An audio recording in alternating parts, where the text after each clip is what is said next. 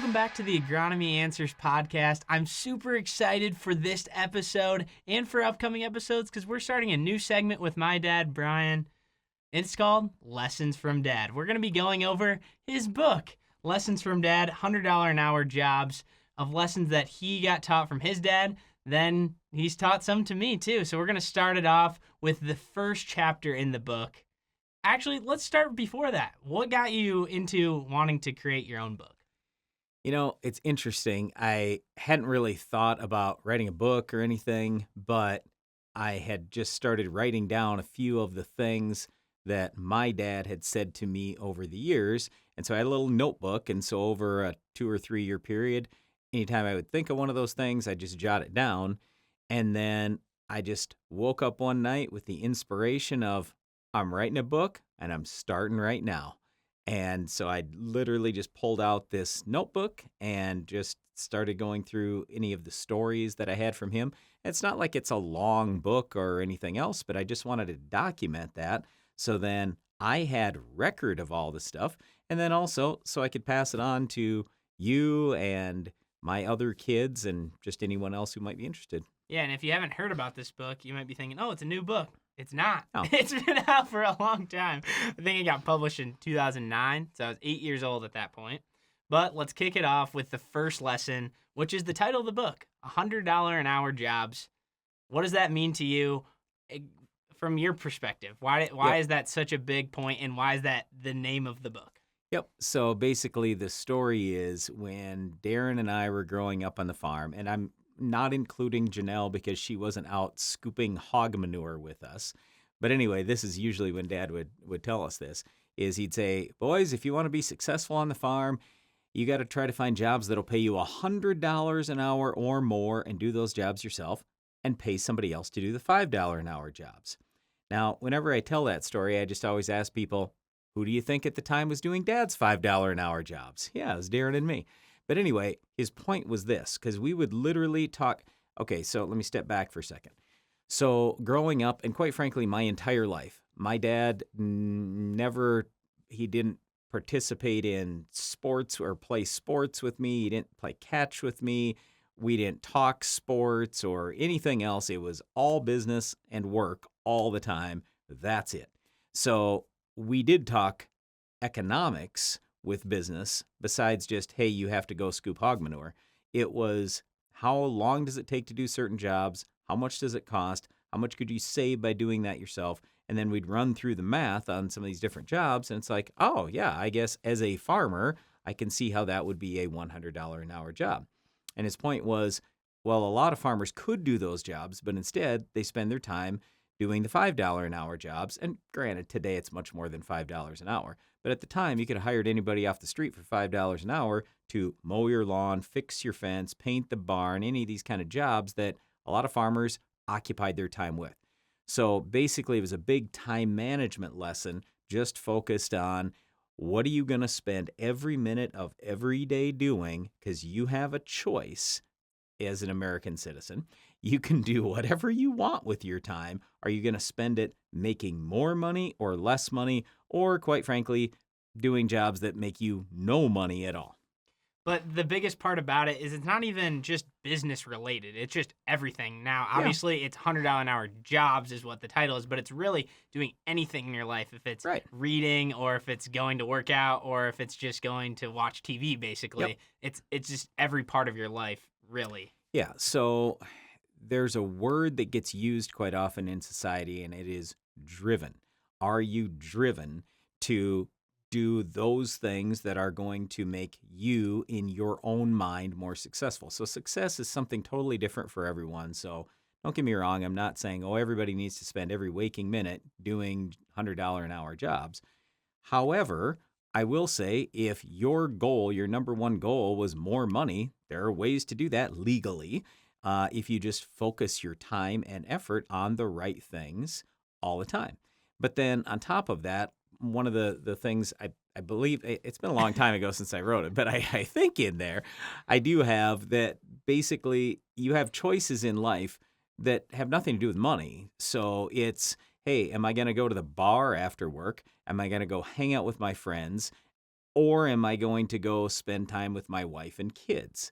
And here again, everybody gets to choose however they want to live their life. And I'm not saying there's anything wrong with any of those choices, but I am simply saying that, like, for me, I just said, okay, my number one thing is going to be God and family and work.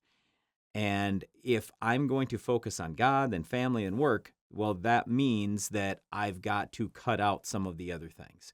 So I used to like to water ski. I used to like to spend a lot of time with my friends. I had to cut a lot of that stuff out if I was going to spend time on the things I felt were more important, or, even though I wasn't necessarily getting any money for that, they were kind of like the $100 an hour jobs for me. So anyway, yeah, it's just about time management and what are your priorities in your life. Yeah, and it's talking about how to earn more money, but it's also talking about how to spend some money too, or to save some money, I would say. And one of the biggest tips that you taught me that's in this chapter is that if you're working, you're not spending money. So it's the easiest way to save your money is just work, because then you don't have time to spend it. Yep, I heard that so many times from my dad over the years that, hey, if you're working, then you can't be spending money. So now it's a double win. You're making more money because you're spending more hours working, and you aren't spending the money over on the other side, so you're accumulating more wealth. And again, I'm not saying life is all about money or anything, but if that was your goal, because quite frankly, I hear a lot of people today complaining, oh, I can't make it on this. And I'm like, well, you're a single person. You're working 40 hours a week. My dad all the time said, you can't work banker's hours and ever expect to have any money. And to him, banker's hours was 40 hours a week. It's like, you have to put in tons of hours. So, I mean, for my entire career, as soon as I got out of college, I've been working at a minimum 50 hours a week. But I mean, for decades, I averaged 60 plus hours a week. At my peak, I was over 70 hours. But I couldn't really do that so much when I got married and had kids and everything else. And so anyway, again, it's just all about what are you going to prioritize. So you talked about making money and eventually getting rich or getting more money, accumulated growth in Yep. the future, but none of that happens overnight. That's one of the biggest points Right. in here to finish up this lesson is it doesn't happen overnight. It takes a long time. It takes a lot of work, a Yeah. lot of hours, but eventually it could come about. Okay, so this was another thing that drove my dad crazy is people who'd get out of college, they get a decent job, and then they'd blow all their money on a new vehicle. New pickup, new car, whatever else. And one of his big things was always spend cash when you're buying a vehicle because a vehicle is going to depreciate in value over time. It's going to go down in value over time. If you want to borrow money on things that are going to appreciate. They're going to go up in value, like usually farmland, a house. I mean, let's say it's stocks or something like that. I mean, you want to invest in things that are going to go up in value. So his point was don't spend a whole lot of money on the things that are going to go down in value. He always kind of looked at that as a waste. So here again, everybody gets to make their own decisions with money, but part of this thing was he's like, look, you've come from your parents and they probably worked their way up and so they're at this living standard. Well, guess what? When you get out of college and you go on your own, you're probably going to have to take a step down in your standard of living, and that's really hard for a lot of people to do. So he talked to us about that all the time that, yeah, don't expect you're going to live like mom and I live now. Sure, after 20, 25 years, you can live that way. But in the beginning, you got to get by with a smaller house or apartment. You got to get by with less expenses because you're just not going to be earning as much as I am after 25 or 30 years in any business. So to finish up, I just want to read one quote to finish up this lesson is what it finished. Remember, the world wants to drag you down to its level. You're better than that. You're worth $100 an hour, so get to work. Yep. And I guess I am just a firm believer that everyone has tremendous untapped potential. So whether it's myself or anyone out there, we can do just about whatever we want to do. So it's all in what's the priority in your life. And so if you don't know what your priorities are, I just encourage you to think about that and decide whatever your priorities are. And then you got to you got to get after it. And like I say, get to work, because to go back to the question before, it's going to take time for anything to happen, any success in a marriage, in raising kids, in your relationship with God, in business success, anything you're going to do. It's going to take a long time and a lot of hard work. You just have to devote yourself to it. And there are going to be bumps along the way. And it's not just this constant trajectory. Oh, I'm always getting better. You're going to drop back and then get better, then drop back again and get better. And so you have to be able to handle some of those pitfalls and handle people trying to tear you down and say negative things about you. You got to have that conviction to stay with it. And hopefully over time, things will work out great.